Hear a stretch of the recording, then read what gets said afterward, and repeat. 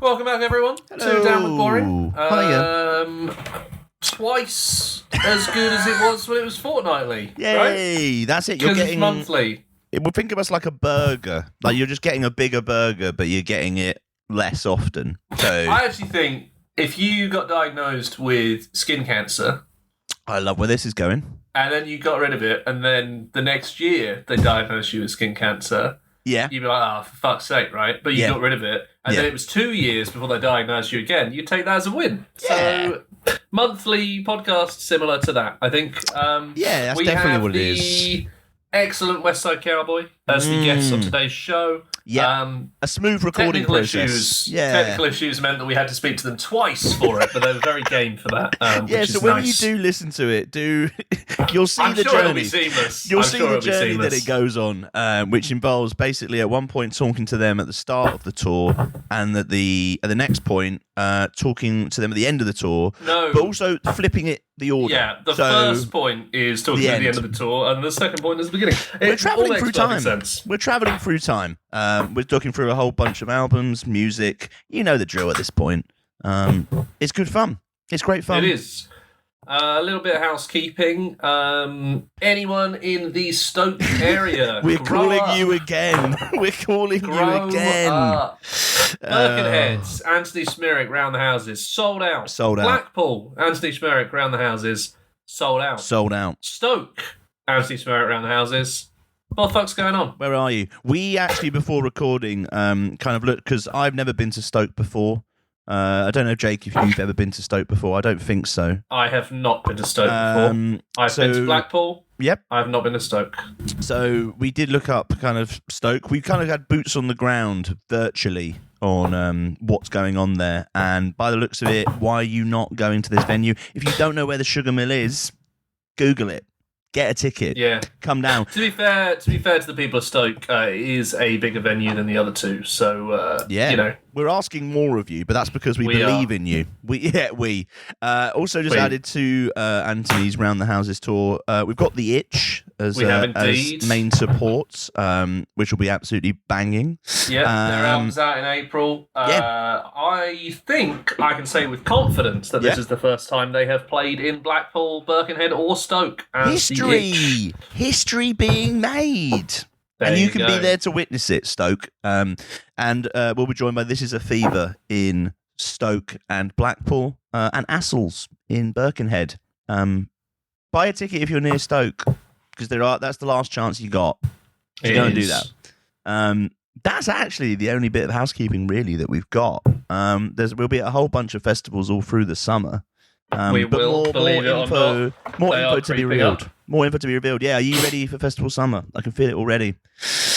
Bursting off you. It's about 4 degrees at the moment. Yeah, the joyful period of time which has been just raining every single day, constantly since the start of the year. I actually think, like, obviously we have like houses and stuff. We do have houses. But I think if Breaking I was news. if I was a squirrel, I would have topped myself. Do you think this would have been too far, basically? Yeah, because it's just cold and wet, and we're like inside, like, oh god, it's cold and wet out there. But the squirrel's just out there. Yeah, it's brutal. Why don't squirrels kill themselves? Put that to the class. Put that to the class. Do squirrels hibernate though? They don't. They don't. They do not. That is That's brutal. why you can see. Also, they bury nuts for the winter, so why would they hibernate? That would be pointless, Jamie. Oh, that's a nightmare. So they put all that graft in for the winter coming up, and they don't even prepare themselves with like a house or some sort of establishment to house themselves in. I assume they've got some kind of living situation, but they're not going to have central heating. They definitely don't have Netflix. Yeah, insulation lacking. They definitely don't have Netflix, which is of course the main guide through these winter months is the ability to watch a Harlem Coben or whatever his name is show. I actually just finished Succession, so just a few more years, and I'll be watching shows that have just come out. So that's good. Don't spoil the end of Stranger Things, please. Yeah, please. What's Stranger Things? It's this. It's a cartoon show. That's what it is. I actually think Stranger Things took so long to finish that it might have debuted before Succession and finished after it. Yeah, no, I think that's correct. That is actually, Good I think, stuff. correct. Yeah, banging. No Anyway. spoilers. But yeah, speaking of news, Music news. We weren't speaking of news, but we'll speak of it now. We will. What's been happening in the past month? Well, I'll tell you what's been happening, Jake. The Kid Super Rock Bowl. did that incredible Super Bowl halftime show. Now, when I watched it the first time, I actually thought that someone had like messed with it. Like, you know how like online now, like online, especially we're on like talking about the Kid Rock one. Obviously, we will be talking about the incredible Bad Bunny one very soon. But first, let's talk about apparently the only right-wing musician in America. Anytime they have to put something on, they're like, "Oh, Kid Rock's going to do it." Kid Rock's about. Yeah, we're kind of thinking like, who is like, right-wing musician who's done incredibly I'm sure well? There's some like there old must be, cunts like that could do it, but instead they get Kid Rock, who hasn't had a hit in years. No, and also, when I watched the footage, like he's like rapping. He was rapping, but also there was a big thing up for debate about was he miming some of the if he wasn't miming, then he was ventriloquizing half the lines. I think it might have been a very loud backing track. It was very weird anyway.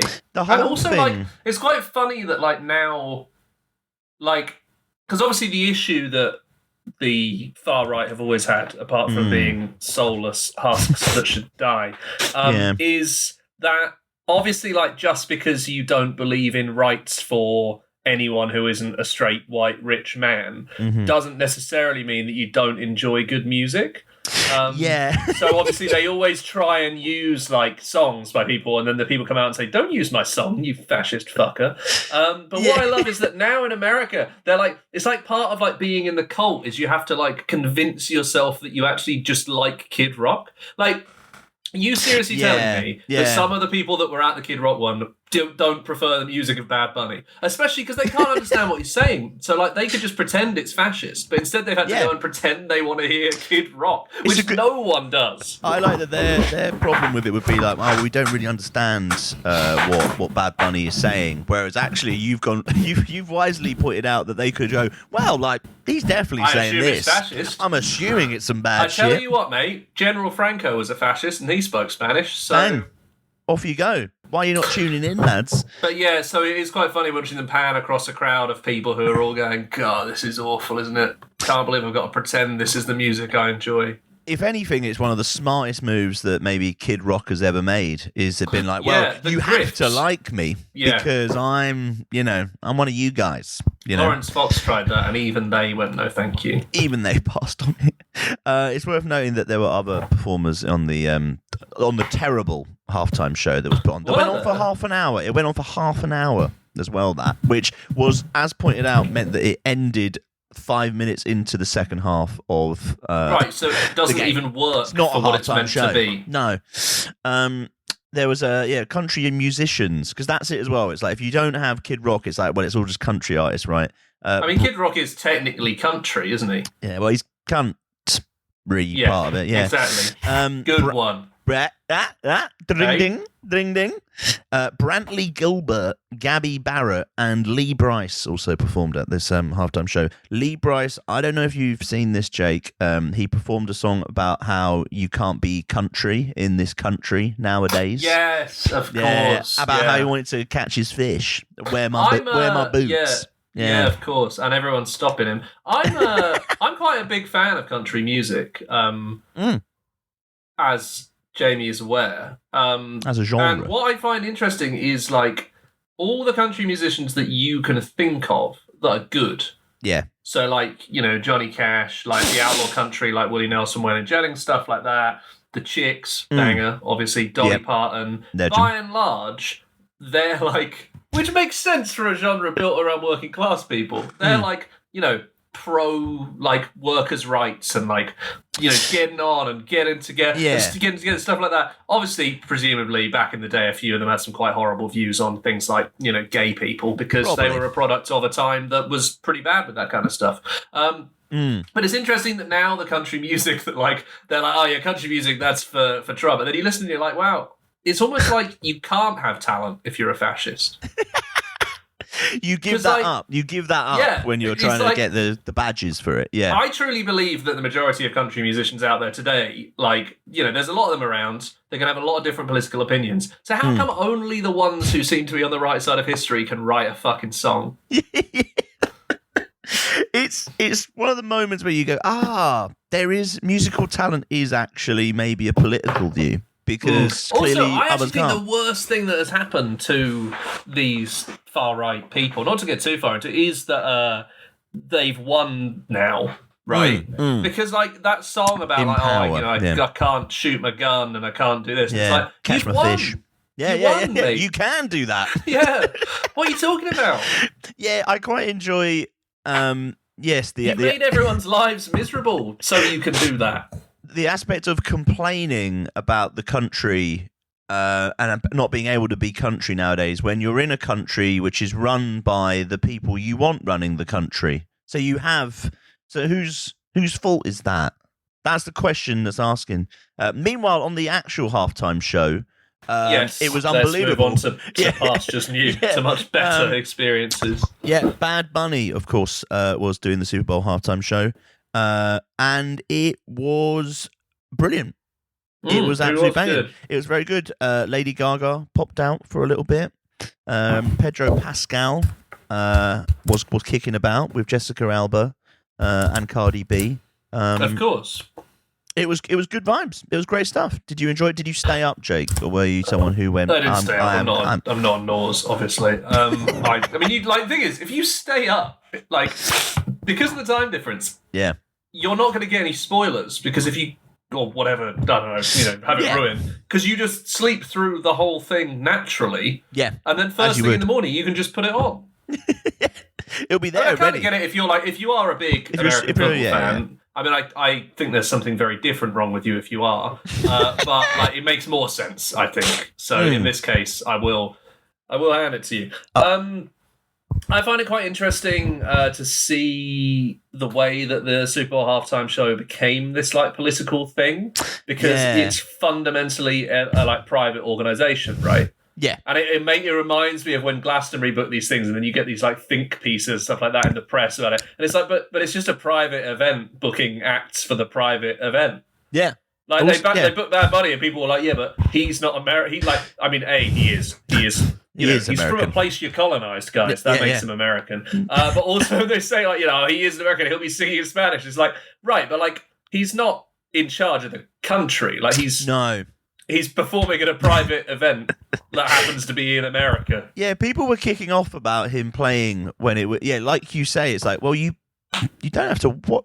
It's not like a not legal even like duty. You don't have to watch it. Like you can also watch it and not enjoy it. Yeah, it's like if like we were watching a game and it was like Bayern Munich versus Chelsea, and people were like, well, they can't let Bayern Munich win because it's in England and they're not English. It's like, well, that's not really how this works. Like, no, the nationality doesn't actually come into the thing. I mean, I get it if they put a French guy in charge of the US military, I'd be like, yeah, well, maybe he's not got the US's best interests at heart. Maybe he prefers France. But Bad Bunny just did some songs. He just played. Yeah, he did some songs, and they were very good songs, and it was a great time. Absolute banging. I believe he then had a top 10. His songs went into the top 10 for the first time following the Super Bowl. So, congratulations. Well, that's the power of the Super Bowl, isn't it? Do they get paid much for it? It feels like something you would do for exposure. I believe you get an amount, but the cost to put on the show is kind of you then pay for it. Yeah, so 50 Cent paid loads so that he could hang upside down and look a bit uncomfortable. Thank God. It was the banging Super Bowl halftime show. So well done, one and all. And well done if you stayed up. They should book Kid Rock next year. Well, just put him in and just be like, go on then. Yeah. Like, go on then. Do it. Yeah. Yeah. So we could get another version of what's sweet. Oh, he didn't do even. Right. This is another quick pause on that side of thing with Kid Rock. He didn't even do, like, I would say, the songs that he's probably most known for. Well, the only song, which is just him talking over an existing song. Yeah. Are you not a fan of Bawit Dubba, as it's known? No. No. I can't say I am. But maybe this is the thing. Maybe we reclaim Kid Rock, like a slut walk, but for the left. So he's rehabilitated.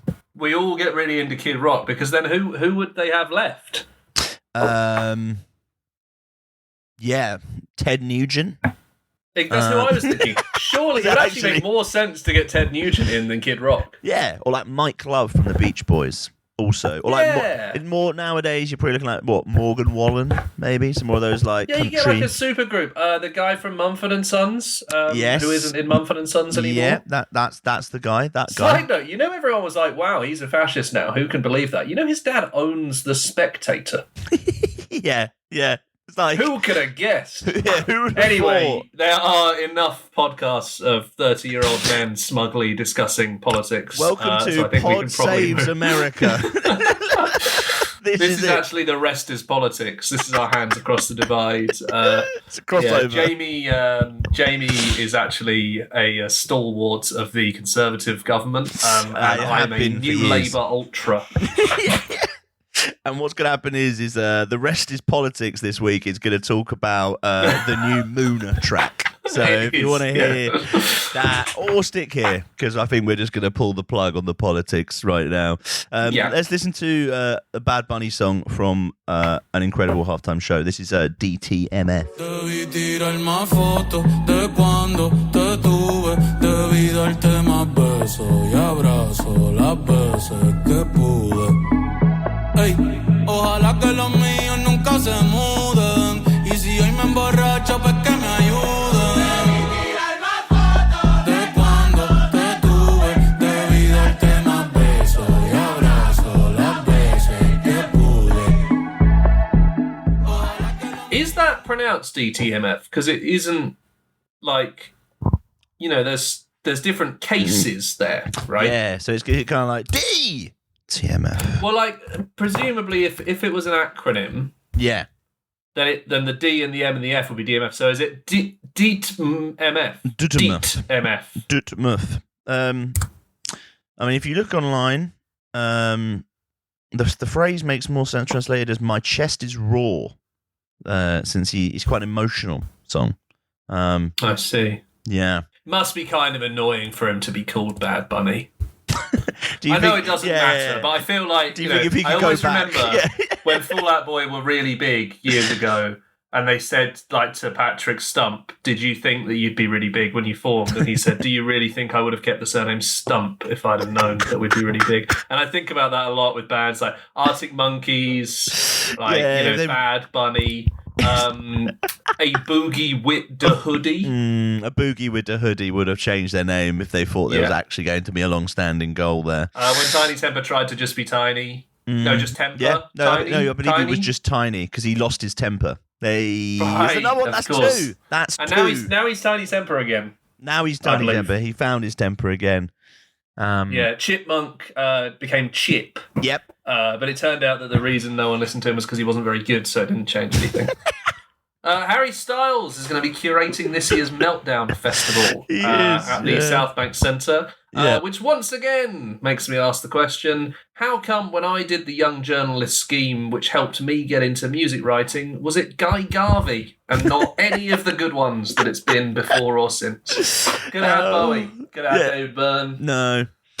Good ads. God, I don't know who else. There's been a lot of good people. Yeah. But I got Guy Garvey. Christine and the Queens, Nile Rodgers. Yeah. Oh, someone's ringing my doorbell. Ooh. Please carry on, Jamie. It's Harry Styles, everybody.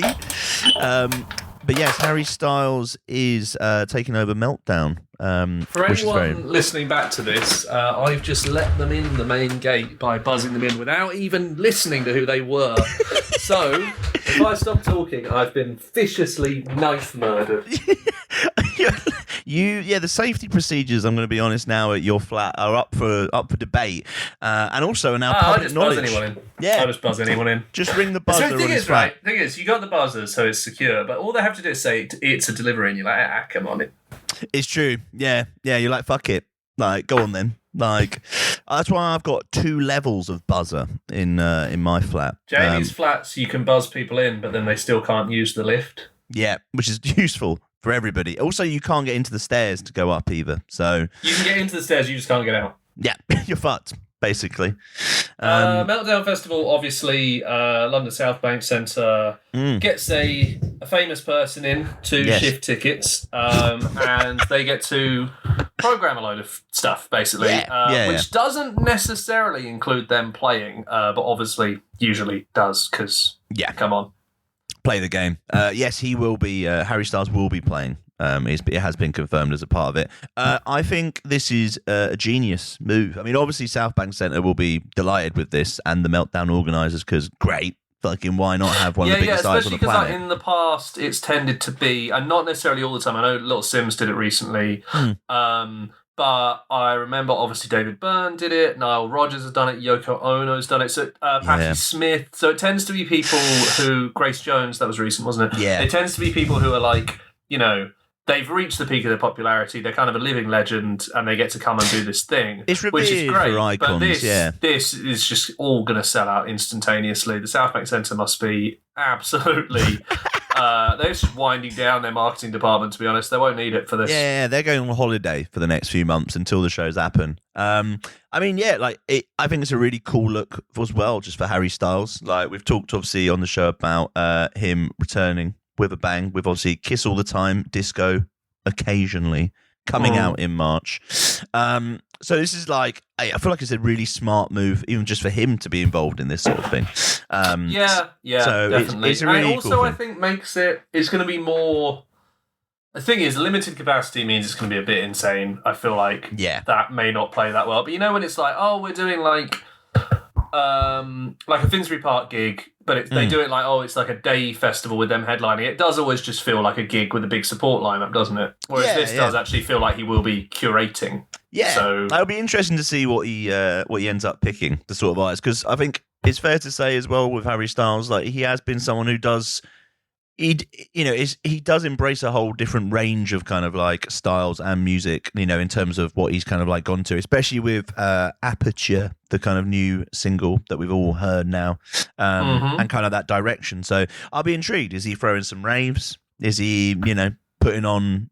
Who knows? It could be anything. I'm very intrigued to see what he comes out with as part of this curation. I feel like it'll be good, and I think it's going to be quite cool to have someone who's so commercially big and plugged in on that sense, because normally like it is people who are like, oh, I've always loved this like jazz collective who do this or whatever, and it's like, okay, that's cool, but it's like relatively niche appeal, and obviously like that's kind of what it's good for, is it gives them a bigger platform, whereas it feels like with Harry Styles he could pull in some really fun big hitters doing stuff out of the ordinary. I look forward to not being able to get into any of that. Woo! Can't wait. Let's listen to Aperture by Harry Styles, which he will definitely play when he plays a tiny show that no one will be able to get into because it'll be absolutely tiny at the South Bank Centre for Meltdown. Here it is.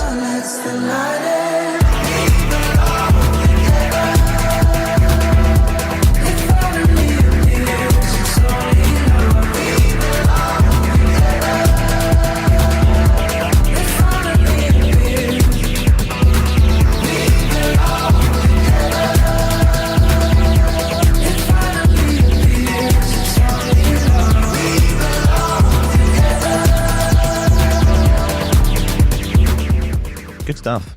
Great stuff. In other artistically relevant and creative news, the multi-hyphenate creative force that is Pitbull is going for the Guinness World Record for the most amount of bald caps worn in one place at one time. I mean, it makes sense. Which is quite funny that kind of seemed to be the headline of an announcement that was also Pitbull playing British Summertime. Pitbull, Park. Yeah. Pitbull obviously is set to play at BST so Hyde Park. Of course I'm playing, but don't worry about that. What is actually interesting is we could all wear bald caps. Come to the show, but also just quick one. I am doing this. Yes, obviously, if everyone saw the phenomenon that is Pitbull when he came over last year to play a series of shows, it kind of all took off. And I think it was also a case where people realised, oh, this is how big Pitbull is. Like, he is one of the biggest artists on the planet. The great thing about Pitbull is that he can't, won't, and never will stop the party. He's relentless, and we love that. We love that for him. Do you think he'll wear a bald cap? Because if not, he could scupper the chances. They could lose by one because he's not wearing a bald cap. I think he will wear a bald cap. Would it be the funniest thing if he used this as a moment to like debut? Like he's been to Turkey. He's been to Turkey and he's got like a full like mullet. Like, can you imagine? Right, everybody's in Hyde Park, everyone's set, and then he literally comes on and he's like, "You alright?" And everyone's like, whoa. And he's got the hat on and he rips it off and a mane of hair cascades. That'd be unbelievable. It'd be the funniest thing. I think you should do it. Get involved. I think so too.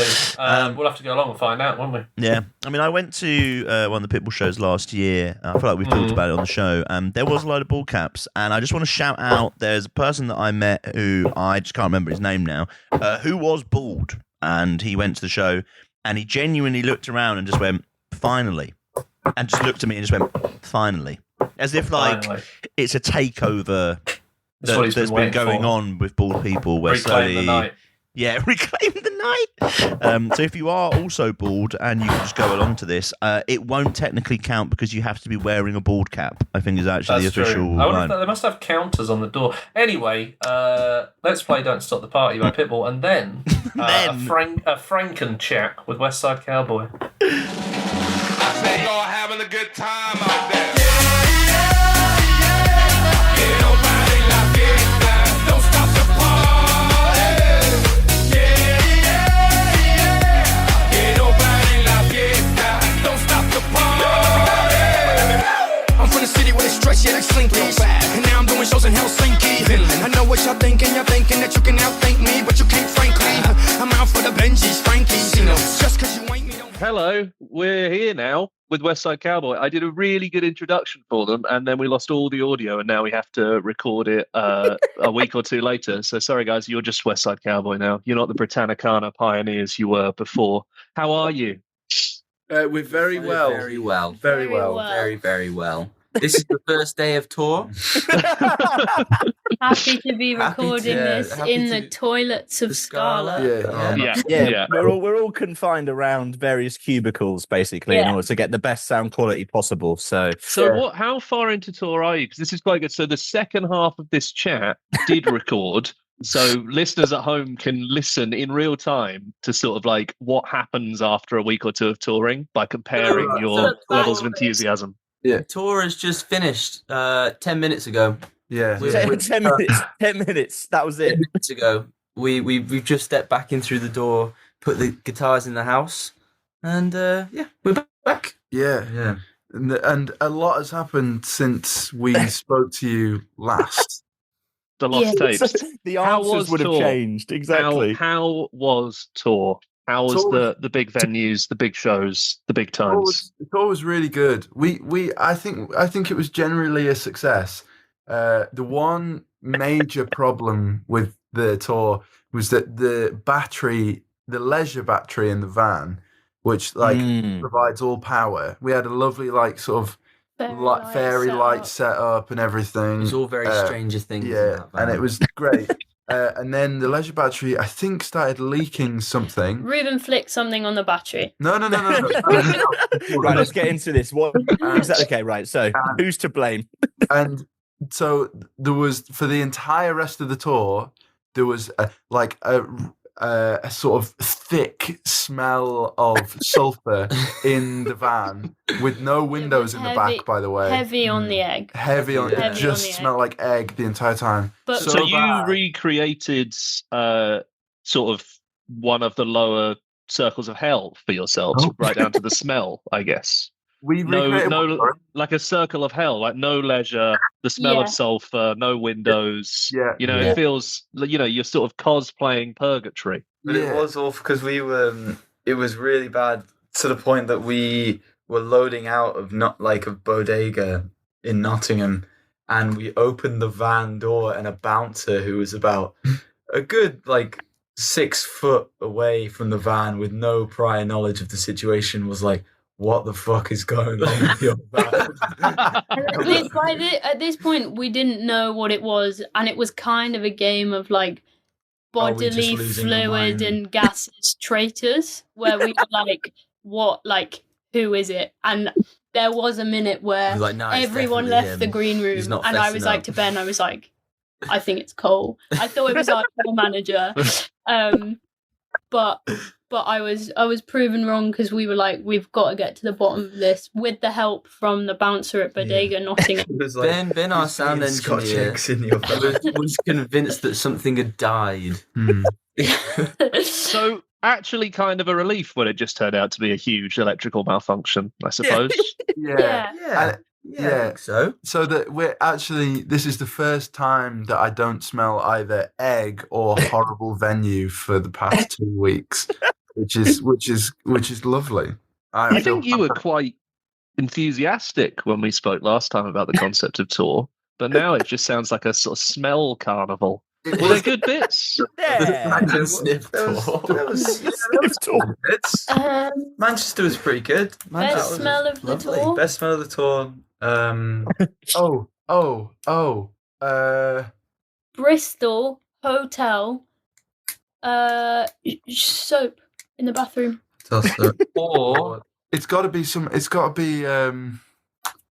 Spice Bag. Yeah, Spice Bag. Tofu Spice Bag in Dublin. Yeah. Joe, did you smell Joe's curry last night? That was good. Joe. Sorry, were you entirely eating things that would have recreated the smell of the van? Even if You're wasn't really running the risk. Yeah, just running the risk here of just adding more smells to it. It might cancel them out. This is it. Yeah. One egg fart It for might.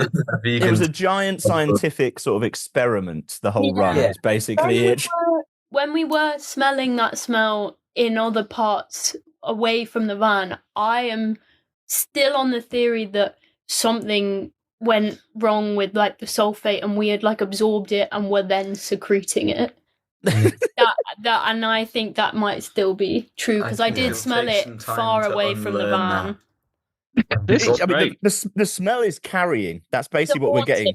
It's a haunting. We could have become superheroes from all that sulfur intake. Sulfur. We'll have to find out on the next tour, basically. That's when you'll know if whether the powers have carried over. I think important question here that luckily we can ask because of our tech malfunction.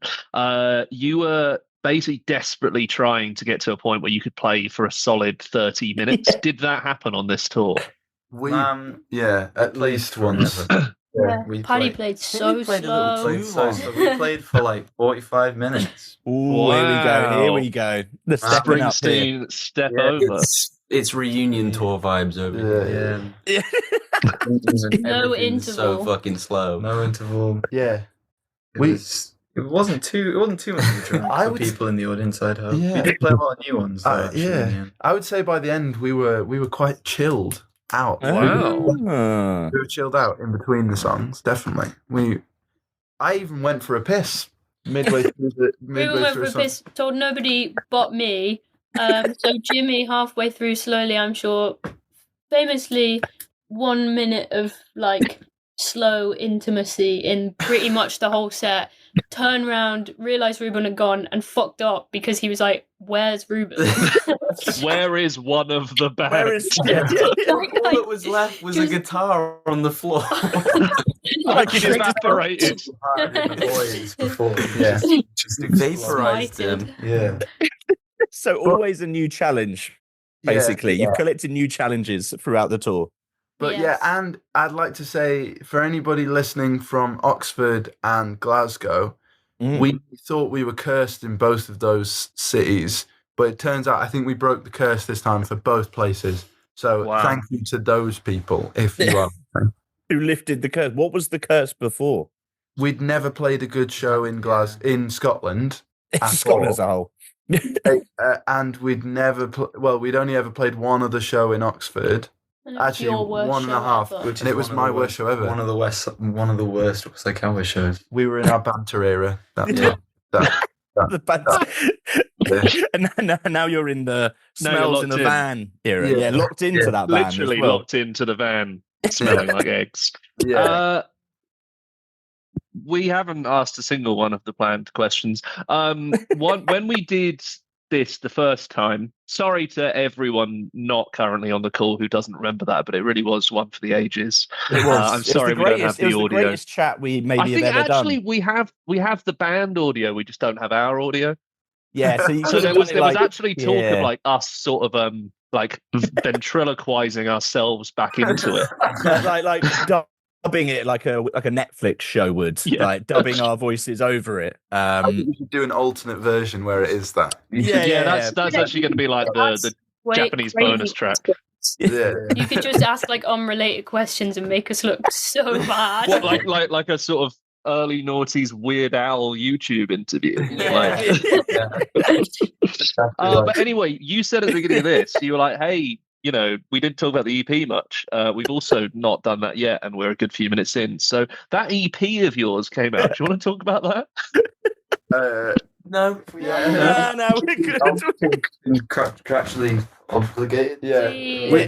We recorded an EP and it came out, and some people bought it. Some people have never heard it. It's got some songs on it. Some people have bought the vinyl, not listened to it, and sold it on eBay. Sold it on eBay straight away. Is it right? Is it for, I was going to say, is it for more or less money? Because if it's for more money, you're on the way up. Yeah. If it's less money, it's a bit of a sad occasion to win, is that? Yeah. That's just vendetta, Sean.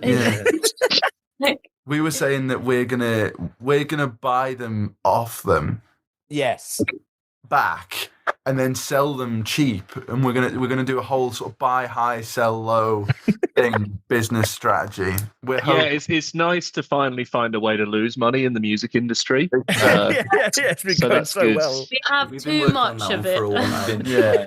Try. Guys, please stop buying our album. I'm gonna get a fucking message from RA and I really imagine. You know what, guys, just have a haggle at the merch stand. If you don't think it's worth it, just tenner. Songs, you know, like That's what, £2.50 a song? Deal. Okay, how many a listen is that? If I only listen to it once, I'd do £1 a track. £2.50 for a couple of minutes. iTunes was onto something. And then you think those toys at the shopping centres where you put 20p in for about 30 seconds all works out. Yeah. Balances out. I was just wondering whether you're ever, on the next promo tour, whether there's going to be a promo tour next time. It's just going to be like, you can ask them about nonsense games, but please don't mention any music. They'll only try and sell it cheaper than it's already available. Actively try and sell it cheaper. It's just like, we'll do a deal. We'll do the deals to make it work. As long as we can then do it back to you, if you try and buy one of our tickets for our shows and we go, actually no, we're selling it more expensive. Like on a person-to-person basis, it's really personal too. If we don't like your vibe, then we can up the sort of the price, the entry fee. Yeah. You've taken on the mantle of the bouncer in Nottingham and have gone, well, this guy seems to know his shit. Maybe we'll just stand at the door and kind of vet people as they come in. I think so. Like, what's that club in Berlin? Berghain. Just like that. Just like that. Every time I've seen Westside Cowboy, Very similar dress codes and just like music vibes.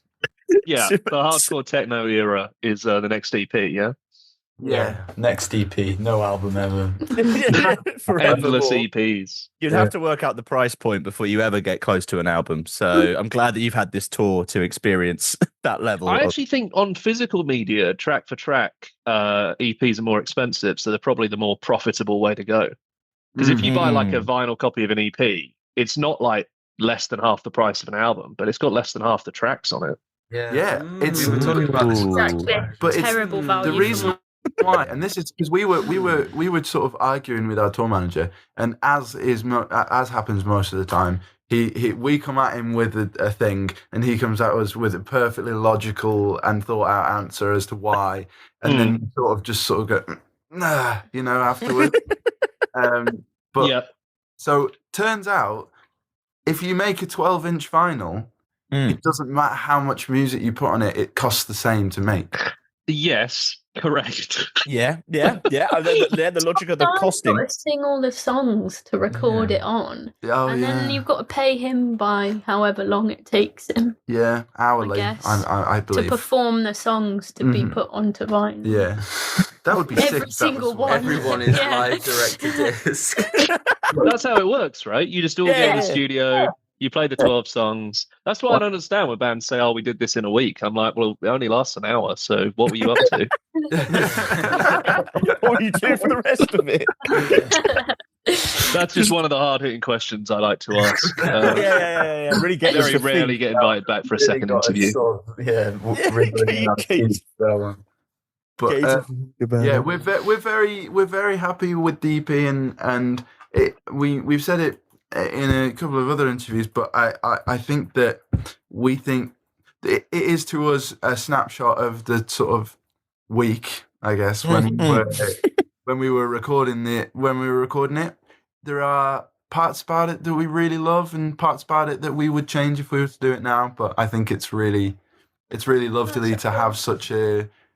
It sounds like that time to us, and we hope people like it, and we're really excited to do more and explore further the ideas that maybe were sprouting up when we were recording the EP. Yeah, because that's the nice thing about it, isn't it? The sort of the immediacy of having just a little handful of tracks that come out versus an album, which feels very much like it has to be like a big statement and who you are as a band and all of that. And playing those songs live on this tour, have they slotted in well with the previous stuff, or has it felt like a kind of evolution of what you were doing? And I guess what's the fan response been like as well? To be honest, we've been playing like a lot of these songs for ages before just because we needed songs to play live. Yeah. So within that time slot, yes. But it was nice to play like a song like Can't See and have people like recognize the riff and people be like, oh yeah, I like that one, sort of thing. Yeah, that riff gets a big cheer every time we fuck it up. Yeah. Play it out of tune at the start. And I drop. Yeah, I don't know. It's been really nice. I think people have responded to it well. I think I found people to be maybe a bit more excited about the new EP songs than they were about the old ones. I don't know. Is that a fair assumption? Yeah. And like people were dancing in the wires. That's literally the way. That's what it was there for. And I think that when you know the song, you're just you're more excited when you hear it. And I think I know that that's not rocket science, but like it's really nice to see people hear that first G chord and go, oh, I know the song, and then start dancing to it and move it. And yeah, it's nice to just see people engage to a broader variety of our music. You know? Yeah, I guess that must be nice too if you've been playing them for a while, that you've noticed a difference since they've come out. You know, it's like concrete proof that some people have bought and listened to the EP. Exactly. Yeah, that's a nice touch. And I guess you've got that as well going forward now. Obviously, you've got a tour with a small band called Geese coming up as well, which obviously you must be very excited about. And of course, festivals in the summer, places like Latitude and things like that. Are you very much now like almost you've started the year being like, right, we've banged out these rooms, we've survived the tour bus. Is that very much like by the time summer comes around, you're looking forward to seeing that reaction, I guess, in different places, even if it is like a support tour and stuff like that as well? Yeah. I don't know about you guys, but I'm I think as a band currently, like in the past week, we've sort of shifted more towards headline-y way of acting. But I think, and inherently, we are better at being a support act. Like we can do our half hour of power, and it's always nice to go on stage with like, instead of the pressure of people expecting you to be good, you can like people are expecting you to be like a half-baked version of the person who's on after you. The idea that you can go on and like maybe win some people over is really exciting to us. So I think we're all really excited to go on and prove ourselves to people, rather than people maybe expecting it to be this thing that they've heard about. And now we get to go back to the game of how quickly we can do half an hour. That extra like 15 minutes, that's a luxury that you don't have. If we can make 23 minutes, I'd be happy. Yeah. That. Yeah. But I don't know, it's like in terms of Geese, I think that we've speculated that their fans are going to be so sort of ravenous for Geese music that they're going to be pissed off that we're playing. Like, they're going to actively turn you away. What, basically. you think they want like Geese supported by Cameron Winter? Yeah. You know, if I was a punter, I would probably, I'd be like, I'd probably boo us, you know. Yeah. Well, good to have high hopes going into the tour. Yeah, going into the tour. So yeah, if you're looking to not enjoy the support act at Geese this year, you're lucky. Westside Cowboy will be here, ready to go. If you're looking for your 23-minute set, Latitude, get There's ready. no better way to spend 23 minutes, as far as I'm concerned. Exactly. Exactly. It's 24, and I don't know, but 23. Sweet spot. 26, we're leaving the tent, at festival, just to give you an idea, and hope you understand. Oh yeah, completely. You're listening to the last 5 minutes from the toilet queue. Yeah, Head start, you know. Yeah, that's when we thrive. exactly. Yeah. So Much Country Till We Get There is out now. I don't know if we say that in the second half because it was ages ago, but it is. So listen to that. After this is going to be a much higher quality audio of the second half, probably jarringly Frankenstein together by our producer. So I'm not going to say bye now, Westside Cowboy, because obviously you're still going to be here. You're still going to be here. Straight after we play Can't See, right? Yeah. Yeah. Right. Yeah. Maybe we should leave the toilets at Scala and we should let's go somewhere else. Audio sounds a bit better. Let's go somewhere where we can.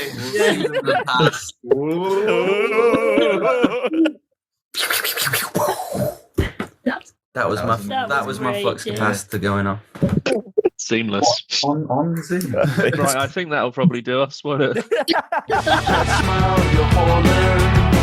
didn't think it would get this far. Did you wish you told him the world is waiting for you? You don't need a head start. The world is waiting for you. You don't need a head start. The world is waiting for you. The world is waiting for you. The world is waiting for you. You don't need a head start. And we're back. Good track. Didn't play it. That flew by. It's worth flagging the technical difficulties wasn't like automatic censorship for all the nonsense we were chatting just then. Like it wasn't like the machine went, okay, no, we've had enough of this. Like I don't know what the machine thinks. The machine might have thought so. I don't know what were we talking about. Oh, we were, Just as whilst that track was playing, we were discussing the flipping process of Benson Boone live as we looked down onto the stage and Drum Riser appeared. So if you've seen videos of Westside Cowboy doing flips, it's because that idea has now formulated. And if you ever find a video of Benson Boone falling over, I would love to see it. I just think I'm just putting my mind to if he stays as famous as he is, that you know how they're like wheeling Frankie Valli out, and it's like really actually genuinely quite upsetting. sad. Yeah, it's quite sad. Like, because he doesn't blink. If you can also find a video of Frankie Valli blinking, we'd like that too. Or Frankie Valli doing a flip. To Benson Boone. When Benson Boone gets to that age, they will just have someone flipping him, right? Like they'll put him on a bed, and they'll be like nurses stop people getting bed sores, but they'll be doing that like overarm rather than. Like, come on, Benson. Can I just say, if Benson Boone is listening, this was not an anti-Benson Boone remark. No. It was just I'm interested to see whether this is a group of boonheads. We're right? booners. We're booners, as they say. Yes, we are fully a member of the Lambooner squad. The Booner squads. Sorry. Yes, Benson Boone, regular listener. Send it in, please. Thank you. It's now time, of course, to delve into a game, which we all love to do so much here on the show. Quick one, Jake's got something to say. Benson Boone fans are most commonly referred to as booners. Oh, did I get it right? Other suggested terms include boonatics, fans from the boonies, or boon goons. No. I like boonatics. I guess like it would be like boonatics. Boonatics. Boonatics. Yeah, I said it wrong because I was reading and not actually processing. Boonatics. You're a fanatic for Benson Boone. I think you're a lunatic. Like, you're insane for Benson Boone. Paddy's the biggest boonatic. Such a big Benson Boone. walking into a hospital, be like, I need help. He's been committed. He's a lunatic. Yeah, he's a lunatic. He's a committed boonatic. Have you discovered a name for your fans yet? I mean, bearing in mind the shapes and sizes, maybe it's taken, but Britannicanatics. Britannicanatics. There you go. And That's it's so easy to say, as I just proved. Yeah, it rolls off the tongue clearly. Fuck's sake. But I don't think so. I'm not sure. Lovely Westside. I don't think the lovely. Pleasant. I don't think it's on us to say the name or create the name. That's a challenge. That is a challenge for anyone who's listening. Yeah. Welcome in, one and all. The name itself. They had like Western shirts on sale at Oxfam in Glastonbury, and instead of cowboy, it said cow person. So maybe they could be the cow people. I would like that. I would like that. The cow people. Generally, even not as keen on cow I would people. like to be inclusive. For all cows and people. Insulting. Inclusive, but also Cow insulting. people. Yeah. Your cow people. Yeah. I'm bringing back cow as an insult. I think my mum used to say it all the time, especially whilst driving. She was driving. I don't think we can, is that not? That's not very vegan. Oh, sorry. Yeah. What was it? Liberate your language. Liberate your language, everyone.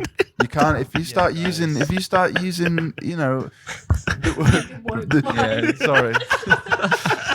Is this one of those like Peter things where it's like, you know, it's Go on, drop it. we're all sort of in the process Avid fan. of reading a book called The Sexual Politics of Meat, in which it talks about liberating your language, which is like stopping using words for animals as insults because they're not. That's not fair on the animals. Yeah, I'm really, really paraphrasing, and I read it like a week ago and I've kind of forgotten. So. Back yourself. Yeah. so just call everyone a cunt. Just call everyone. Exactly. Yeah. Although I wouldn't say that with my mum could hear this. What? So you could go back to sort of like 1930s. Yes. Like, that would be sick. Like he's a, you know, like, I was going to say a jive turkey, but that's turkey. You can't even say that. Exactly. Rotter. Exactly. You plonker. Plonker is great. Pillock is great. I feel like a lot of them, when you look them up, would probably actually be like deeply offensive, though. We just don't know. We're just like absolutely rude. Like you call someone a plonker, and then you look up and be like, "This is really racist somehow." We're going to leave it there just before we dig ourselves holes. We're gonna do a game now, even though we're basically running out of time, so we're not going to do much of a game. It's called Good Morning in the Morning.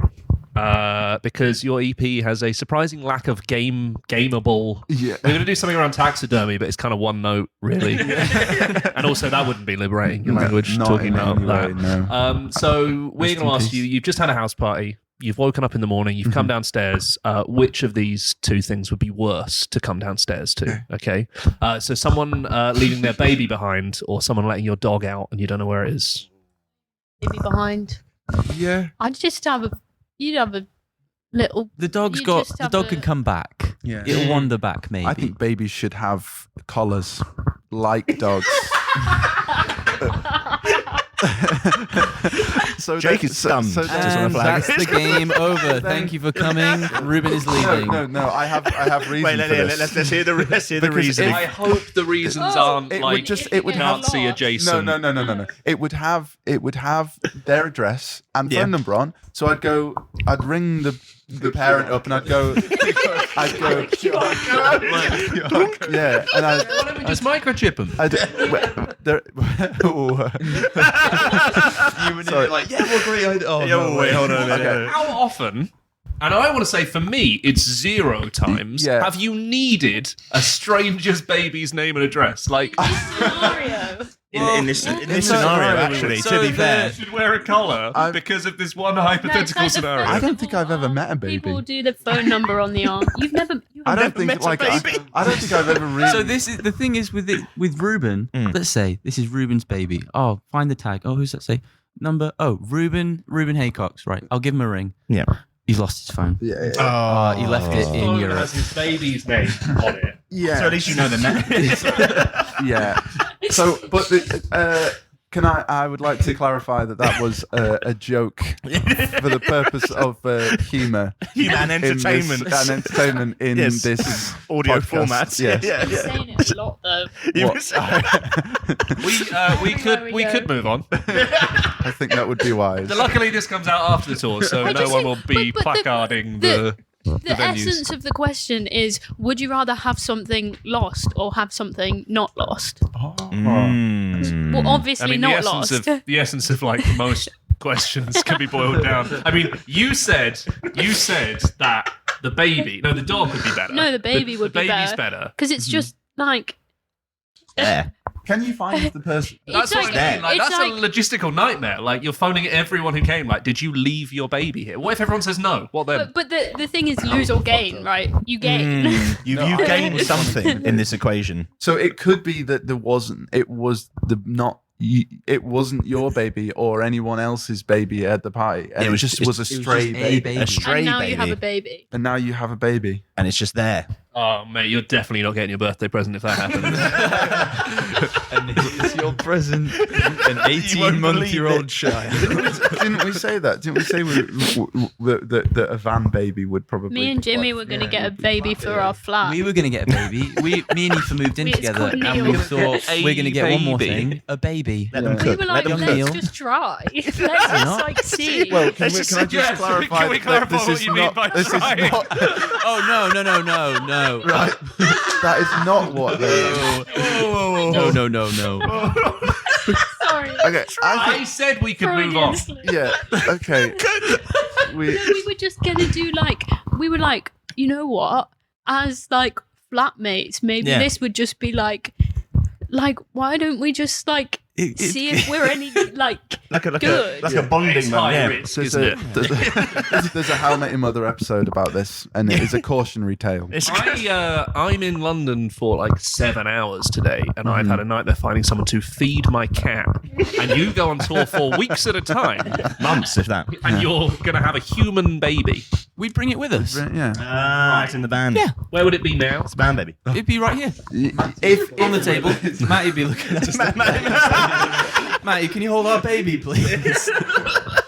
And that's the job. Yeah. I'm really sorry to anyone listening. Yeah, we've been alone for the past month, so we this is our And first. I'm so sorry that we're the two.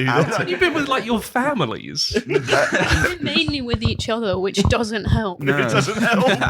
just I'm not a Right, producer. should we do one more? One more. We're running out of time on. Can we do quick fire? Quick fire. Quick fire. Okay, right. All right. Okay, it's bound. I like- Okay, so you come downstairs. What do you not want to find? Someone has left all of your taps on, or someone broke your boiler. Left all the taps on. Left all. We'd hate that. Left all the taps on. That would be I better. think. No, but Yeah. it's floods. This No, isn't no. quick No fire. one said. Is this thing? Come on. Is the sink got the plug in it? What's that? Is the sink got the plug in it? I think I like to say no. I think Taps. one of them Taps has on. the plug in, the rest don't. Taps Still on and then taps just on. no Taps baths on. for a week. Yeah. No pass away. George Clooney came to the party and he absolutely refuses to leave, or Harry Hill came and he refuses to leave. Harry Hill, you could bowl him out. Yeah. Next. Next one. You can throw him out. Someone has stolen all of your demos, or someone has published all of your demos. Someone has stolen them would be worse. Stolen because then it'd be a fun game to try and track the guy down. Oh no, I'd rather them just publish them because way more. You're like, oh, No, because people. I think that. I actually think that would just blow everyone out of the water with these demos. No, people would be. I don't think many people would But be if asked to listen to them. But if he stole them, we could just do them again. I don't know. I'd you don't forget. really have many demo. Like they're all just voice recordings, so we can't hear anything, or they're like real Perfect. demos of songs that are going to be released. Yeah, this is. There you go. So I think published, but we can go on to the next. Take it up with our lawyer. Yeah. Take it away. Get the Megabucks lawyers in the room, ladies and gentlemen. This is one of Jamie's. I think this is so easy. Would you rather someone had left, or rather not? I don't know where we are here. Which of these would you prefer? Someone has left a cold pizza downstairs, or cold burgers? Oh, cold pizza any day. Yeah, of the obviously. week. Like, what the fuck is wrong with you? Cold pizza Who is wants better. a cold burger? And cold pizza's like almost better. Nobody wants That is a a cold sandwich. Whopper. That is a great point. No cold Whoppers. That is true. I wouldn't put that past us. Jamie, you've got one for us now. Would you like to say that? Yeah, this one I realise is quite complicated, so bear with us. Okay, you've come downstairs after the party, and you either steps have been removed from existence, and you can only slide everywhere from now on, which actually does come back to our point from This earlier. is incredible. Or a law has been brought in that means you have to do a handstand every time you speak to anyone. How do you get No, up sorry, the no stairs? questions. No, please. Oh, please. no I think you just drag am I yourself. able to do a Just drag. handstand? Do I have to train before I You- can speak I've- to anyone? It's a Benson Oh. Boone situation. I think you would someone have will, to. someone will stand you Will up if stand. needed. Oh, a minder. absolutely that. You'd be so It'd probably be ripped. good for the economy as well, because then there'd be loads of people employed to be like handstanders who are like. That's who such a are good then, way of like, thinking about it. I didn't think and of then that there's at all. like people who are like just around, Yeah, just doing who that. are like in every building. Do you think you'd have to have someone with flip you? you upside down. In my And then inevitably they'd make a machine, and then all the And everyone handstands would lose their job. it would just be Lionel Richie, wouldn't it? It would all be. Everyone would be on And the then there'd be ceiling. nightclubs that were like upside Dancing on down. the Oh, ceiling. right. Nice. Okay. And then, My like, mum saw that live. Apparently, they had people on the ceiling. Actually, dancing. I love Yeah. the phrase. It'd just be Lionel Richie, wouldn't it? Like, that's just what's going to happen. It's just going to But be Lionel that's what Richie. it would. Everyone would just make the world like that. Yeah. Maybe no steps. I'm on slides. It's sliding Slides round. Slide fit. Yeah, but you you're can't running slide up up. the. You'd Yeah, be but you sliding run up everywhere. the slide. You'd run up the slide. It might take Okay. you longer, but yeah. Slides. Slides. See, that went down well. Yeah, all right, fine. I'll admit when I'm wrong. Would you rather come down to the... These people aren't dead, Jamie. The ghost of Tom Hanks or the ghost of Morgan Freeman? Apparently they both got murdered at the party. Yeah, like, The ghost of Morgan Freeman. Morgan because Freeman I would want be to chat cool, to that guy so much. Yeah, but what if he doesn't want to chat? What if he's just like, moving chairs around? That'd be annoying. That would be annoying, but Tom Hanks is probably more annoying. I find Tom Hanks a little bit. And I'm sorry, Tom Hanks, if you're listening to Dork down with me. He listens every single time. But yes, Are there, continue. Yeah, are there whispers about Tom Hanks as well?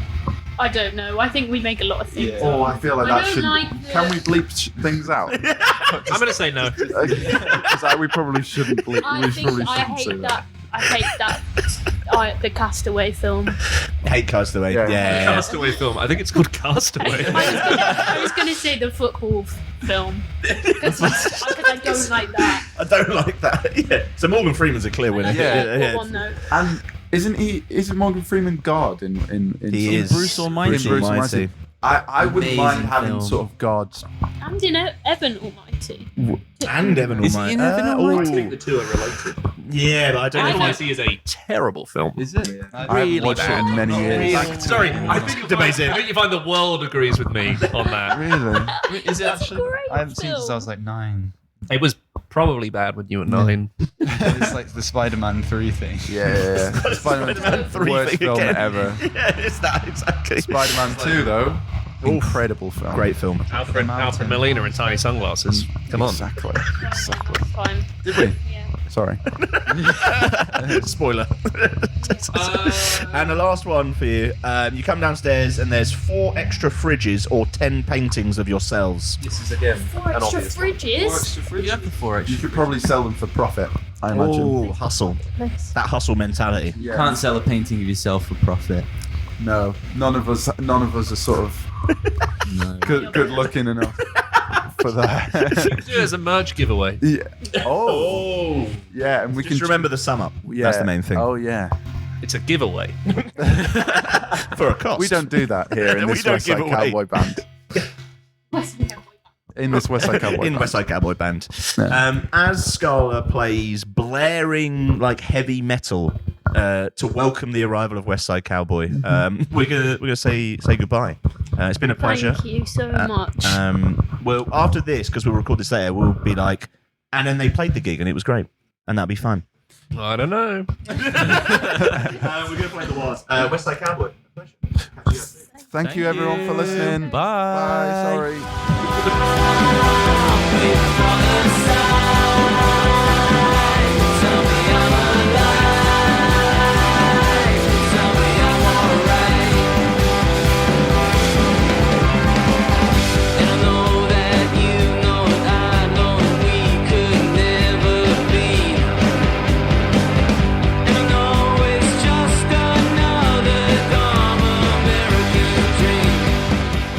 And there was Westside Cowboy, in various forms at various times.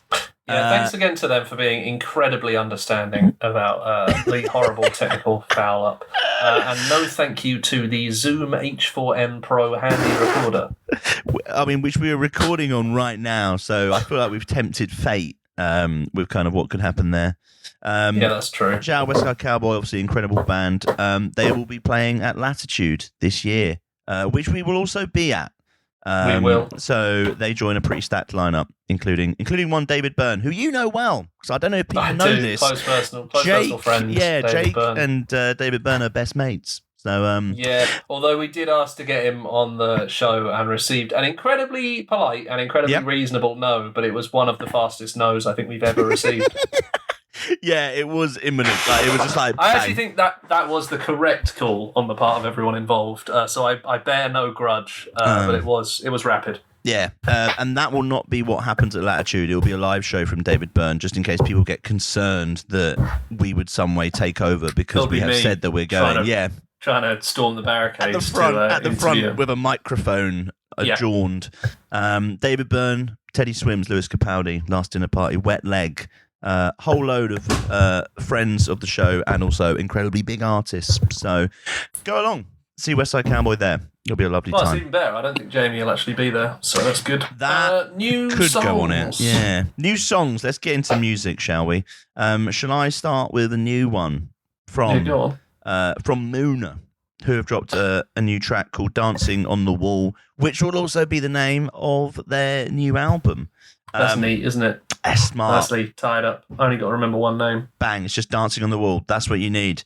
It is kind of doing what Moona does best, which is these defiant, just immediate pop bangers, which I think they've always kind of been about ever since kind of the start. If you look to like early tracks like I Know a Place, kind of like Loudspeaker, like if you want to go really back to those kind of like days, Number One Fan, like it's kind of been a course of their career, that kind of like incredibly like just infectious pop, but done with this like important, powerful kind of like statement and element to what they do.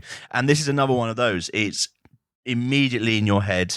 And it's funny because they do actually say, we think it's all the best parts of Moona. It's coming from a really emotional and lonely place, but the song itself makes us feel powerful and euphoric. So, bang. They got it covered. I think Moona as well, like over the past, I guess a few years, obviously with like the last record and everything that came with it, they've kind of become this band that are now getting even more flowers than kind of like what they've always kind of got. And it's good to see that attention on them. A pretty interesting space in being a band who are also very like shamelessly and very, very good at being pop. Yeah. So yeah, I always really enjoyed that. But what I do enjoy about it is with this song, that it feels kind of, I guess, more pop in a way. But I think anyone who hasn't seen them live really should, because I think it really comes through that mix between the two. And they're just so fantastic live with it, because it is a band and it is a live band, but equally bangers. Yeah. It's also, this album is technically, I guess, the longest gap between records, which feels weird, because it feels like that it does feel like it's been a long time to me. If but you think, you're about to say it doesn't feel long. Well, if you I think can back feel it, to, I can see it in your eyes. Like Silk Chiffon was kind of like the lead, I guess, big track off of that last self-titled album, which I think kind of got them a lot more, I guess a lot more plaudits and kind of recognition in kind of like what those kind of circles were. It was also their first album with Satisfactory Records, which obviously is an imprint owned by Phoebe Bridgers. Fascinating. So a little bit of history and Thank you facts for you. so much for that, Jamie. It's no problem. And who's their accountant? That will be me. And as you can see, the gold plaques on the wall behind me suggest that it's going really rather well. This is a banger. It's just absolutely there in your face. Really great music video as well. They'll be coming to London to do 3 nights at Heaven. So tiny shows, which I actually think will be a perfect way to kind of, I guess, kick off this next chapter. Perfect way to frustrate a lot of fans. We're talking a lot this show about not getting into things. So well, I just think you we can hope do we an can get there. underplay and that's fine, but also maybe do a play afterwards so everyone can go. If you can't get into Moona at Heaven and you can't get into any of the Harry Styles Meltdown shows, a reminder that if you are in the Stoke area, there are tickets available. Willing to travel. Like, look, it's available. We've got a transport network here in this country. Stoke is the place to see Anthony Smerick, The Itch, and This Is a Fever. It's the only place that you can see Anthony Smerick, The Itch, and the Trent River in March. You can't get that at the Moona shows. You can't. But you will miss out on this absolute banger. This is Dancing on the Wall by Moona.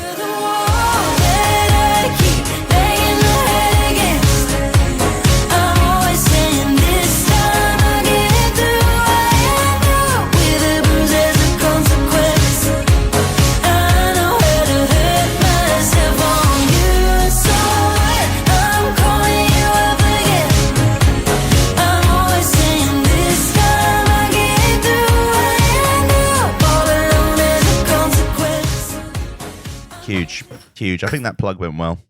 I think so. Yeah. I think it was subtle, and that's what people really like. They don't like the hard sell. Exactly. Jake, you've got some new music to share, haven't you? From Fcukers.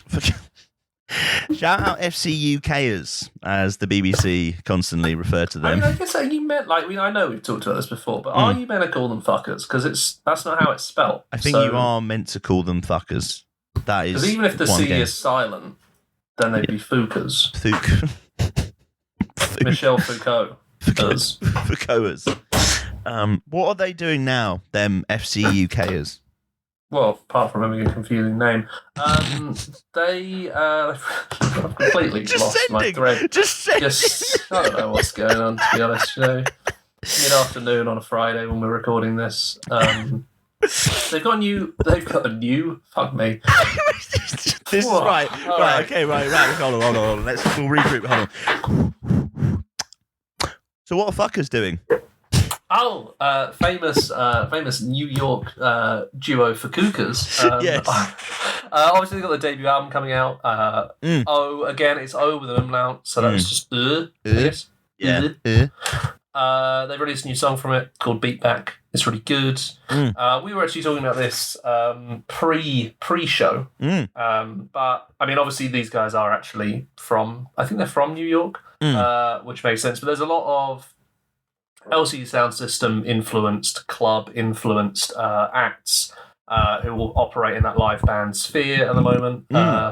These guys, I think, are one of the most electric of them, one of the most clubby of them. But it's quite interesting seeing club acts come back who aren't DJs. It's a mix between the live and the club stuff. I think I think they're really, really good. I think because they're from New York, they're so clearly. People make that connection to LCD. I actually think they're one of the least LCD of the ones around, quite interestingly. But then again, I also think LCD Sound System were never really that New York to begin with, which was kind of their point, wasn't it? Yeah. So, anyway, this to me feels more Bristol than New York.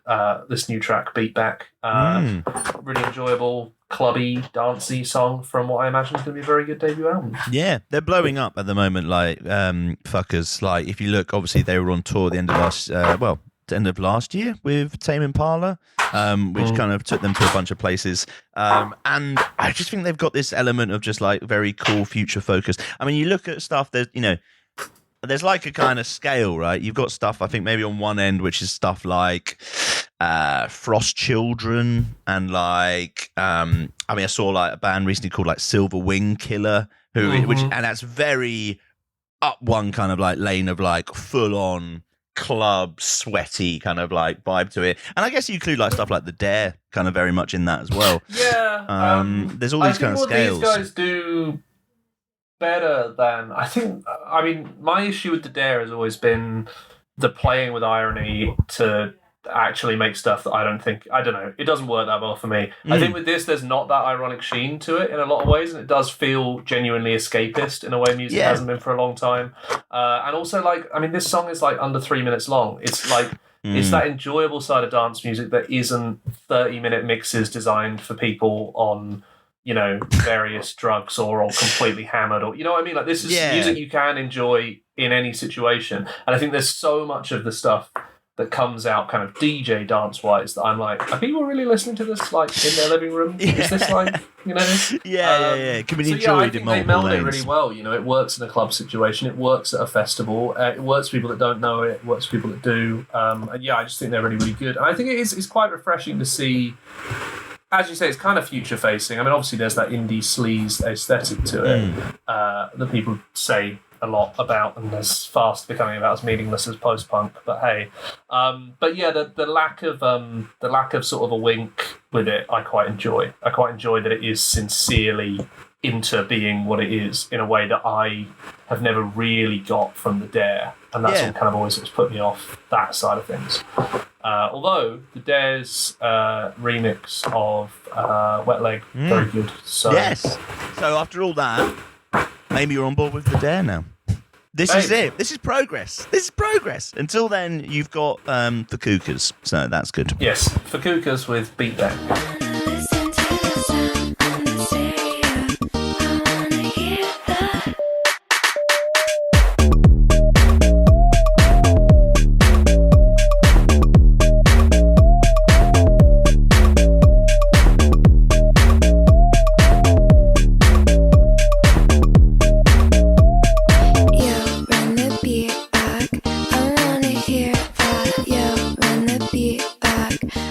Shout out Fcukers from New York to New Jersey. Bleachers. You mean New Jersey? New. It's I watched just a slight tangent. The Departed quite recently, which obviously includes some very heavy New Jersey accents, including from Mark Wahlberg. Marky Mark, and I believe from Matt Damon as well. There was some quite strong New Jersey kind of like vibes to it. Do you think? And then I watched the Bruce Springsteen film quite recently as well. Do you think New Jersey accent is maybe the accent for 2026, or do you think there's a fresher one? Has an Irish man playing a New York gangster doing a New Jersey accent. So what you're saying is New Jersey's Sopranos in. is what did it, isn't it? Sopranos made New Jersey. Also, I think it's that London Essex thing, isn't it? No one in New York sounds like a New Yorker anymore because they're all in New Jersey. I think with doing no research at all, I think that's what's happened.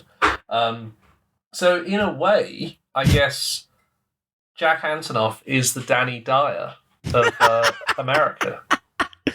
I mean, also to be fair, Jack Antonoff does not have a wild New Jersey accent. I just want to flag very quickly as well. You don't actually hear him like speak that much, so he could have developed one since you last saw him. Since I last saw him, I did chat to him many moons ago. Now we're talking like 2017 was when I last had a conversation. Did he kiss you on both cheeks while wearing a big double-breasted suit and a pinky ring? Yeah, the pinky ring in particular. Yeah, I thought it was weird when he made me kiss the pinky ring before we started doing the interview. And asked about your mother.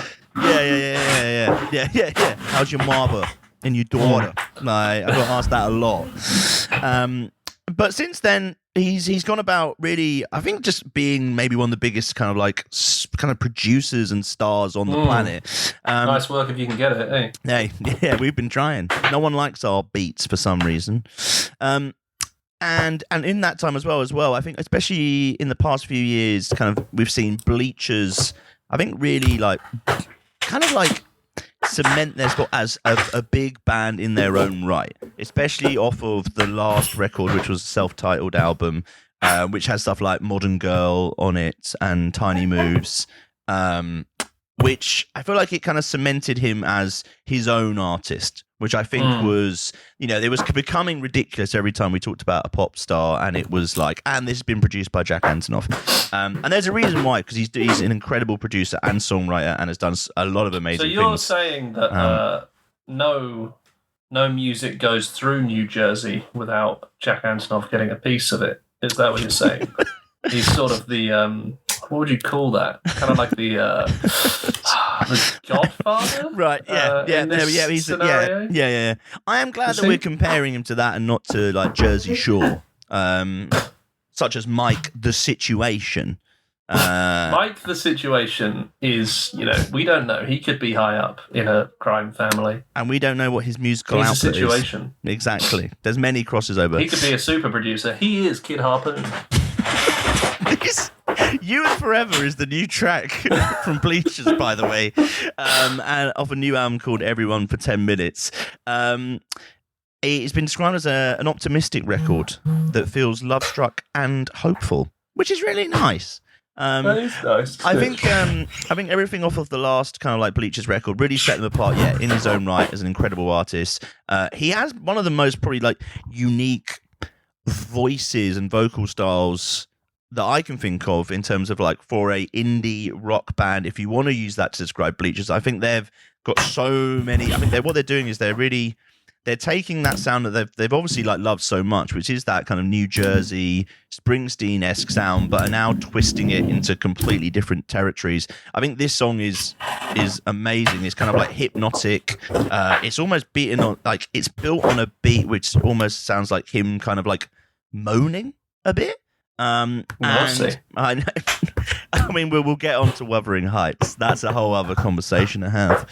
And the result is just a really brilliant opening kind of like introduction to this kind of like new record. It's a record that feels, full bandy and full Jamie, flight. you just got to play the song. This is You and Forever by Bleachers. Morning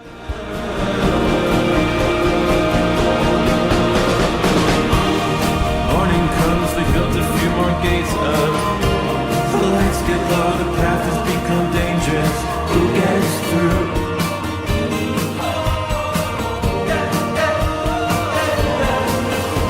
So damn the bastards call it out. Everyone they stop from doing just an inch of good. They hate themselves forevermore. It pays the hell. Fuck everything. See?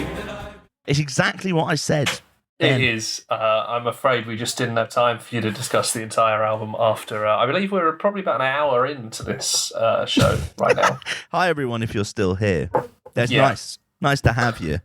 And also, sorry. Sorry have a new song, Billy Elliot. Well, they have two, Billy Elliot and Alone in Cologne, which is pretty good going considering their last album came out last year. And then they've not been that... can't remember the words, prolific. Their output hasn't prolific. That's the one. I was going to say prodigious then, but that's not right at all. That's not right. It's a pro word though. Yeah, prolific.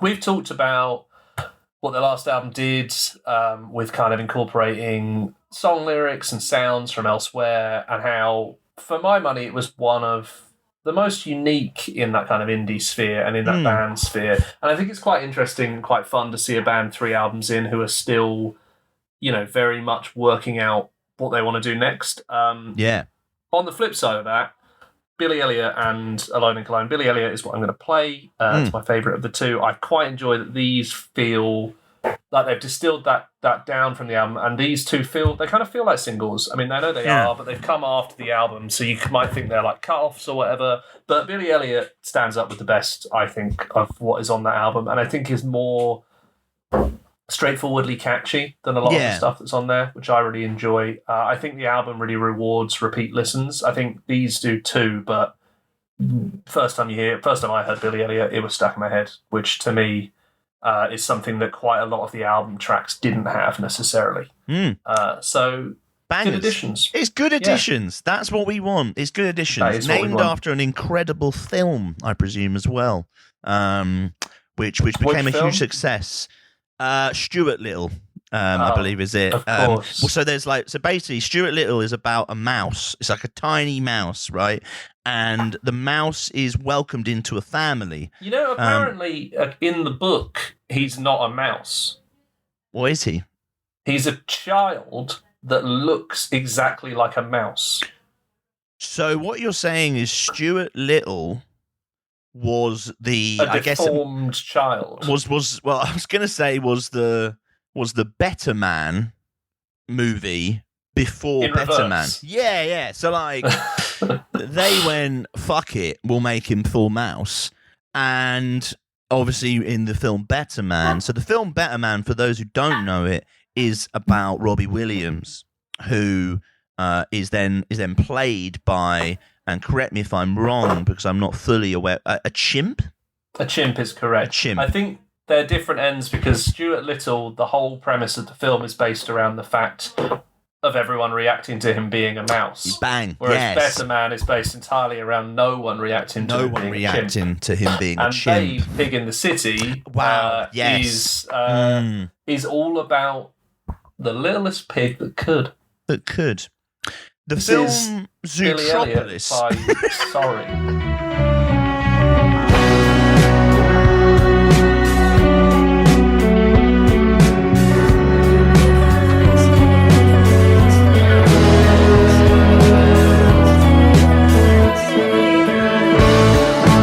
Used to be the carpenters, now it doesn't even hurt. Nothing compares to you till somebody compared to you. I used to be. There we go. Great new music. Great new track. Albums. This month we are focusing on a little pop star called Charli XCX. And the soundtrack album to the new Raunchathon that is Wuthering Heights. The Raunchathon. Wuthering Heights is a complicated book.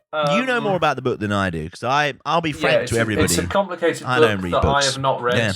Yeah. But, you know, I've been meaning to read for quite a while. I think anyone going into this film thinking it's going to be anything like the book, that's your own fault. It very clearly isn't. They don't even kiss in the book, and the trailer for this film had more than that in it. It did. And anyone going into this album expecting it to be a sort of long version of Kate Bush's exploration of Wuthering Heights is also deluded. I quite enjoy that you've got John Cale. John Cale at the beginning, in the beginning, just sort of mumbling around, presumably for plot reasons. I'm not really sure what's going on there. It's quite vibey. We quite enjoy that. And then I actually think because I actually said to someone who had listened to it when I hadn't yet, and I was like, look, is this worth listening to, or is this an album, or is this going to be like some instrumental stuff and then her doing? But no, it's basically a full album. I really enjoy it. Gonna play Chains of Love before we get into it, because otherwise we'll get to the end and realise we haven't played 2 tracks. So this is kind of the big one, the big single, I think, really. So this is Chains of Love by Charli XCX.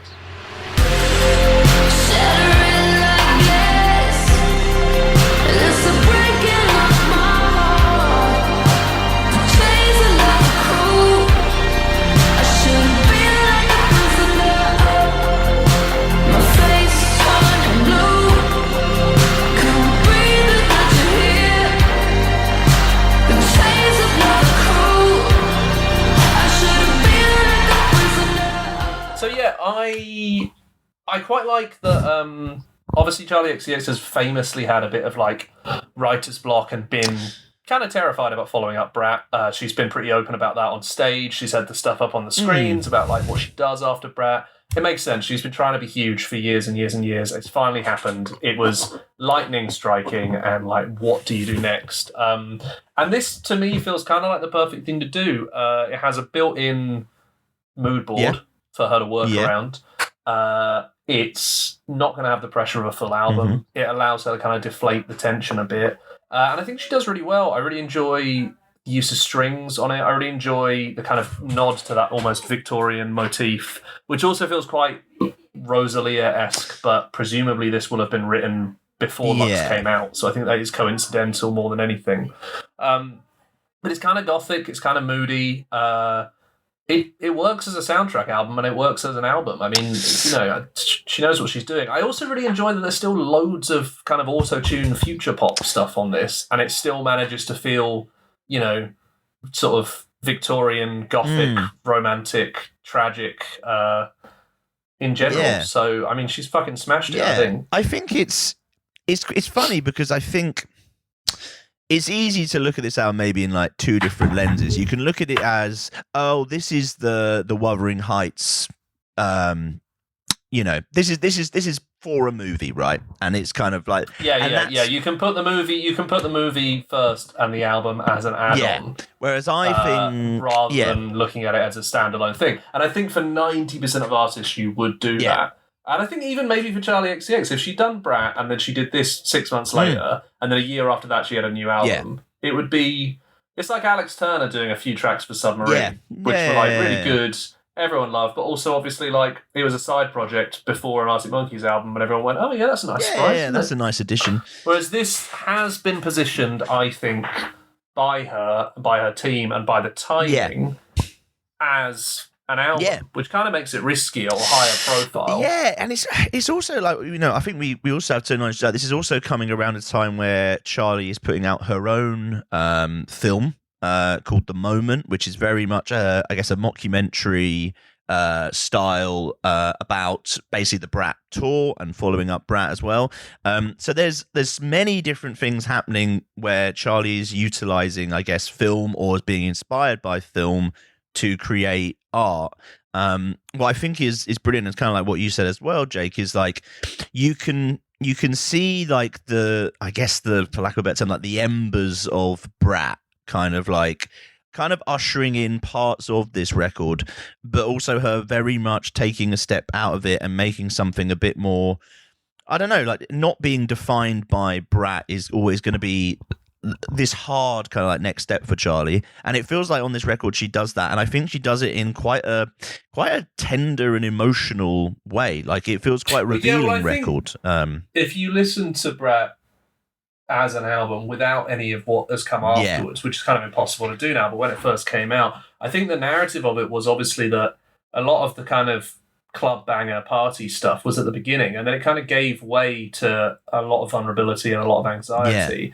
And I think it's quite interesting to see her carry that part forward in this. And also to, not make a... I think the easy things to do would be to either make a completely clean break with what Brat sounded like, or to make it just a load of cast-offs from that album, basically. And she's walked a much more complicated line here, which I think is what you were saying there, Jamie. I think it is interesting to me that if you listen to this out of order with her other albums, you would probably still place it after Brat.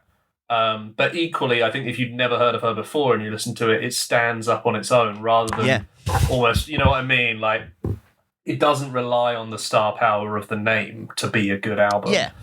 Which to me, in a way, almost makes it that it's going to feel quite weird in the future that it is tied to this film. I think because I think it stands apart from the film, and I haven't seen the film, but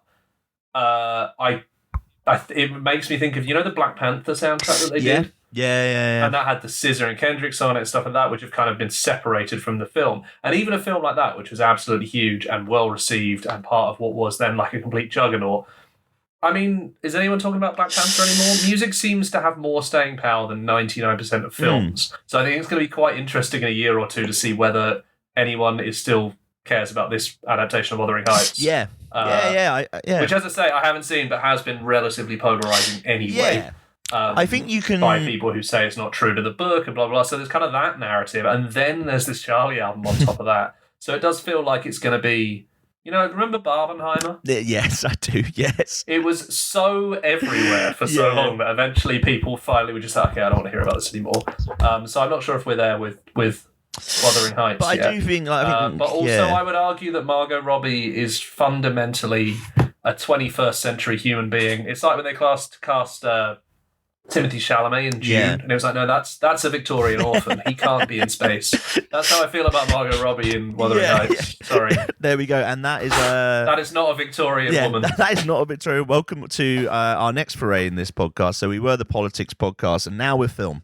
And it's a pleasure to be here. I'm very much. I don't really believe, when people are like, oh, there can't be black people in Bridgerton because of historical accuracy. Yeah. And it's like, it didn't really happen, so it's fine.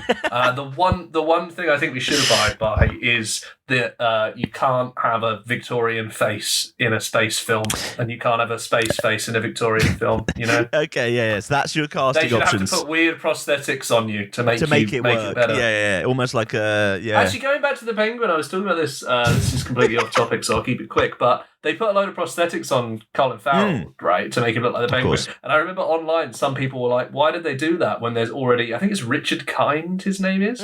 Who is an actor? Yes. And they were like, he already looks like the Penguin. I was like, That's I love the savage idea as that well. this man is going to log on today, and he's going to see a load of people mentioning him. Like, why did they make Colin Farrell ugly as fuck? This guy already looks like shit. We need someone to play a wounded soldier, and so who's kind of looks like they've been like shot in the face? That's what we're going for here. Like, can we go for that? Who looks like that? Can we already? go for that? I would say one person who has not shot anyone in the face that we know of is Charli XCX. Yes. We're going to play My Reminder now from the album, which is one of my favourites. But yeah, very, very, very impressed with this album. And I think I didn't really have any expectations for it. I kind of forgot it was coming out because I just sort of dismissed it as not a real album. And I was wrong to do so. So here is My Reminder by Charli XCX.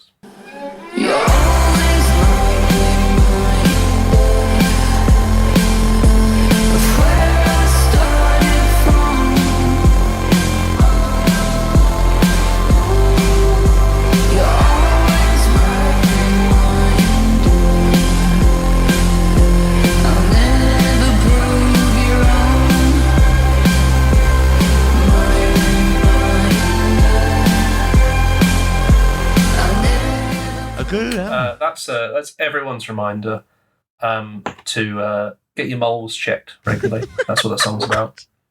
Yeah, finally, that's what we needed. Yeah, a little bit of advice from our pop stars. That's what's great. Yeah, an amazing record from Charli XCX. That is Wuthering Heights.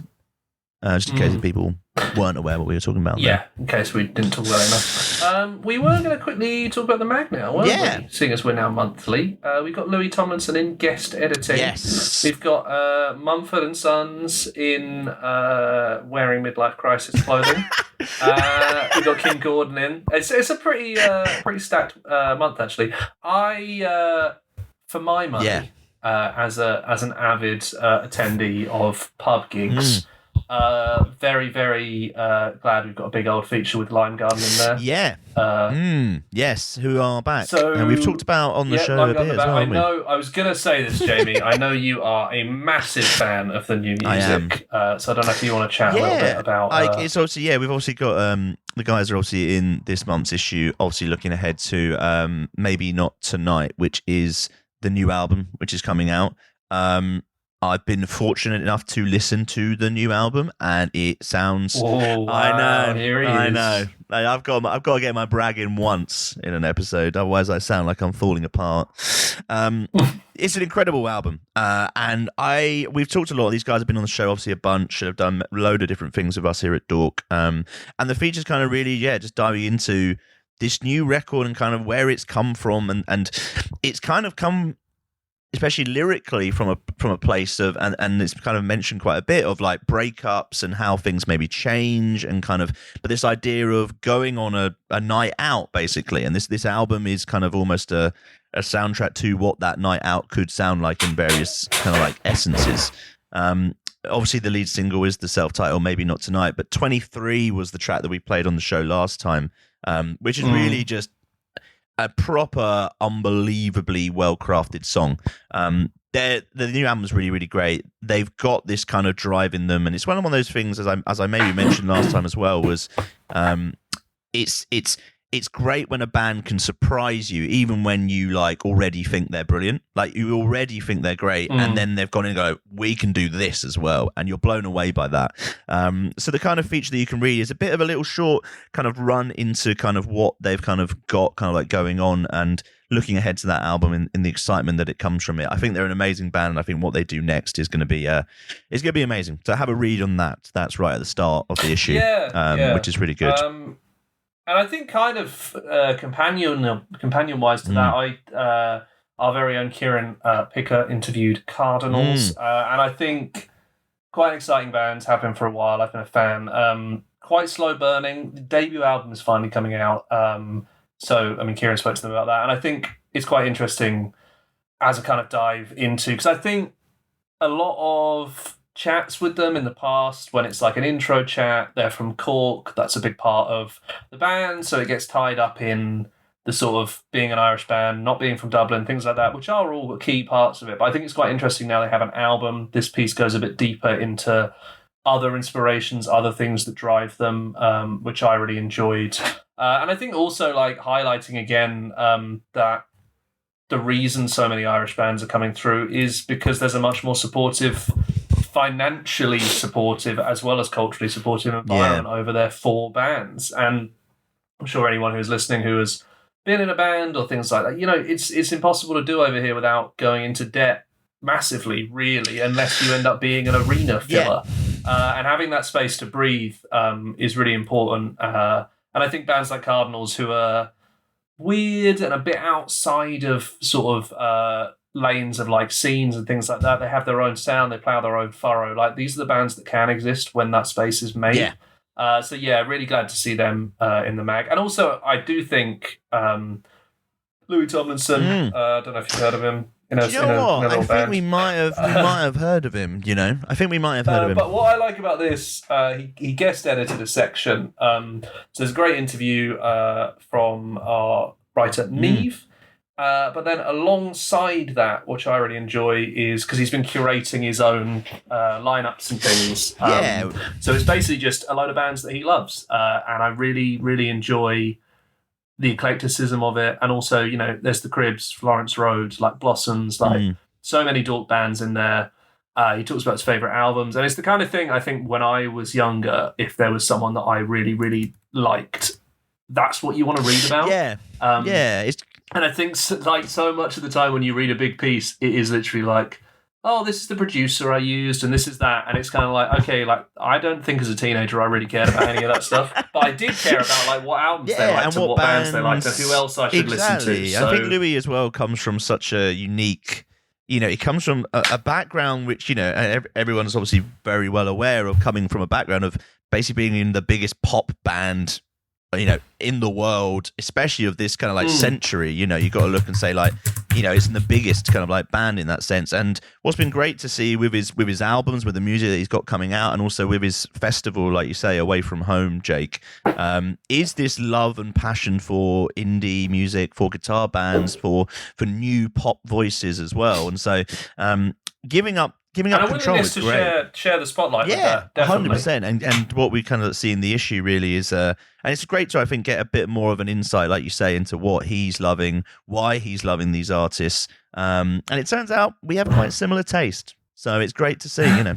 I do also think when we put Louis on the cover for the first time, I spoke to a couple of people who were kind of like, oh, that's sort of a bit outside of your wheelhouse, isn't it? Or like what we normally do. And we were kind of there like, well, no, not really, because, you know, big pop nonsense. But also I think this is just such a, and also since then I think it's become so much more obvious that like he's a massive fan of music. Like it is 100% like he is an obsessive about music, and the music that he is obsessive about is, you know, everything we cover. He's a supporter, isn't he? I like to think that really 10 years ago he bought the first issue of Dork and he went, this is me from now on. He's a supporter of it, and like it's good to see that lineup. Louis, if you want my autograph, I'm happy to send you also, one. Like, he's got the ingredients to a cocktail. So, if you know, that's also there. That also helps. I have a lot of respect as well, because we asked him what drink would sum up the album, and he actually said lemonade would be a cop-out, which is correct. Any bands listening who think like they can shoehorn in a song name as an answer to stuff, it's not fun. Yeah, man. come on. Have a read of the other cover features as well. Obviously, with Kim Gordon and an iconic figure in music, really across the board, as part of Sonic Youth, but also her amazing new solo stuff is sounding great. And also, like, great to have like Mumford & Sons, who've kind of reinvented themselves in a lot of ways, and kind of, I think them as a band could have very easily sat back and just, and in the nicest way, just put out the same music that they know their fans love. Oh yeah, and I really love the vision of what they're trying to do and build in this new kind of like lane, and also like have fun at themselves as well. Which they've kind of said as well. It's like, they're not. It's an album that's not driven by insecurity. This new record, and that it's funny, when people are taking the piss out of them, they're not afraid to kind of like have a laugh with that sort of side of things. So it's great to have them on the cover as well in the magazine. Especially now the fascist has left. Especially so that's good, now that one's left. Yeah. Shout out the trio of Mumford & Sons that are there. Yeah. The real Mumford & Sons. The real ones. We're going to play a Louis Tomlinson song now, and then we're going to end the show. Yeah. Should we play Lemonade? Yes, let's play Lemonade. By Louis Tomlinson. Yes. I'm not losing control. I don't wanna go home. I don't wanna go home. She's so bitter, she's so sweet. Lemonade, lemonade. A little taste is all I need. Lemonade, lemonade. She got me waking. There we have it, everybody. There we have it. Tune in next month for hopefully shorter but just as good show. Yeah, like we've given you an extra, a double XL, if you will, of show here today. So the big arch of the podcast. Much like world. a squirrel, you can bury this in the ground and feed on it during the winter months, and not want to top yourself. So that's good. Yay! Catch you next month.